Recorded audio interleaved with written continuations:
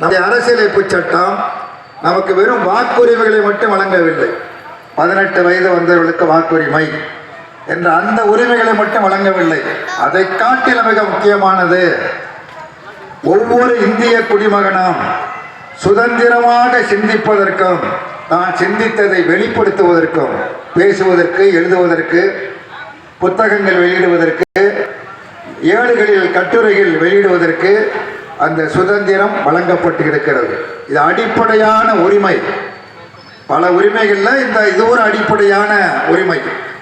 அந்த அடிப்படையான உரிமை எதற்காக கொடுக்கப்பட்டிருக்கிறது என்று சொன்னால், நாம் விமர்சிப்பதற்கு, ஆளுகிற கட்சி தவறு செய்தால் அதை சுட்டி காட்டுவதற்கு, விமர்சிப்பதற்கு, அல்லது மற்றவர்களை ஆதரிப்பதற்கு, ஆதரிக்கவும் விமர்சிக்கவும், அது மீது ஒரு கருத்துக்களை சொல்லவும் எல்லோருக்கும் உரிமை இருக்கிறது. ஆனால் அந்த உரிமை இன்றைக்கு அனுமதிக்கப்படுகிறதா என்றால் அது அனுமதிக்கப்படவில்லை. 4 பேர், மிக முக்கியமான 4 பேர் இந்த 10 ஆண்டு, இந்த இடைப்பட்ட இந்த 10 ஆண்டு காலத்தில் சுட்டு ஒரே மாதிரியாக கொல்லப்பட்டார்கள். கடைசியாக சுட்டு கொல்லப்பட்டவர் கௌரி லங்கேஷ், பத்திரிகையாளர், பெங்களூர் பத்திரிகையாளர். அதற்கு முன்பு கோவிந்த பன்சாரே, கல்புர்கி,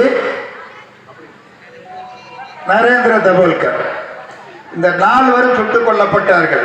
இந்த 4 பேரும் கருத்துக்களை சொன்னவர்கள். சிவாஜி, சத்ரபதி சிவாஜி இந்து மதத்திற்கு உரியவர், அவர் இந்து மதத்தை வளர்ப்பதற்காக பாடுபட்டார் என்று ஒரு மதம் சார்ந்த மன்னராக அவர் சித்தரிக்கப்பட்டார். இல்லை, அவர் மதம் சார்ந்த மன்னர் அல்ல. எல்லா மதங்களையும் சமமாக பாவித்தார், எல்லோரையும் அங்கீகரித்தார். இந்த மதச்சார்பின்மை என்கிற அந்த கொள்கையை பேசுகிறோமே, அந்த கொள்கையை அவர் பின்பற்றினார் என்று ஆதாரபூர்வமாக கோவிந்த பன்சாரே புத்தகமாக எழுதி வெளியிட்டார். அவர் இந்திய கம்யூனிஸ்ட் கட்சியினுடைய தேசிய கட்டுப்பாட்டு குழு உறுப்பினராக பணியாற்றினார். தேசிய தலைவர்கள் அவரும் ஒருவர். அந்த புத்தகம் வெளியிட்ட ஒரே காரணத்திற்காக அவர் சுட்டுக் கொல்லப்பட்டார். அதே மாதிரிதான் கல்புர்கி, நரேந்திர தபோல்கர், அதே மாதிரி பெண் பத்திரிகையாளர் வரிசையாக சுட்டுக் கொல்லப்பட்டார்கள். என்றால் அரசியலமைப்பு சட்டம் வழங்கி இருக்கிற அந்த உரிமை பறிக்கப்படுகிறது. கருத்து சுதந்திரம் என்கிற அந்த சுதந்திரம் பறிக்கப்படுகிறது. ஆனால் நாட்டை அரசியலமைப்பு சட்டம் தான் வழி நடத்துகிறது என்று பேசப்படுகிறது. சொல்லுக்கும் செயலுக்கும் இடைவெளி அதிகமாக இருக்கிறது. இன்றைக்கு பத்திரிகையில் ஒரு செய்தி படித்தேன், நீங்களும் படிச்சிருப்பீங்க. தினமலர் பத்திரிகையில் ஒரு பாரதிய ஜனதா கட்சி ஆட்சி நடத்தக்கூடிய ஒரு மாநிலத்தில் ஒரு அமைப்பு ஒன்று அரசால் அங்கீகரிக்கப்பட்ட அமைப்பாக ஒரு அமைப்பு செயல்படுகிறது. அதாவது பிராமணர்களுக்கெல்லாம் சேர்ந்து ஒரு அமைப்பு. இது தமிழ்நாட்டில் கூட பிராமணர் சங்கம் இருக்கு. ஆனால் அதில் அரசு அங்கீகரித்த அமைப்பு. அதற்கு தலைவராக இருப்பவர் யாராக இருந்தாலும் அவருக்கு அமைச்சருக்கு உள்ள அந்தஸ்து என்னவோ அந்த அந்தஸ்து உண்டு. ஒரு அமைச்சருக்கு, ஒரு மாநில அமைச்சருக்கு என்னென்ன மரியாதைகள், அந்தஸ்துகள்லாம், வசதிகள் உண்டோ அவ்வளவு அந்தஸ்தும் கௌரவமும் அவருக்கு உண்டு.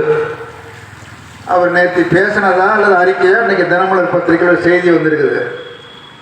நம்ம ஜாதியை சேர்ந்தவங்களாம் 4 புள்ள பெற்றுக்கணும்.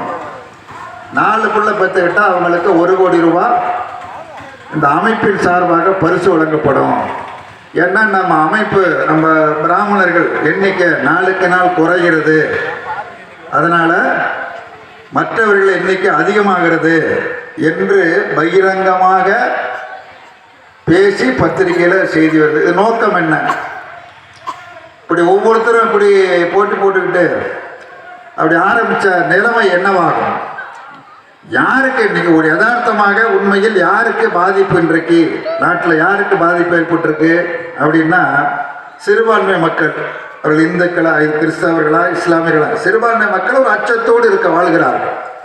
ஒரு சொந்த நாட்டில் ஏதோ அந்நிய நாட்டு அகதிகளை போன்று வாழக்கூடிய ஒரு நிலைமை உருவாகி இருக்கிறது. இது சரியல்ல. இது தவறானது.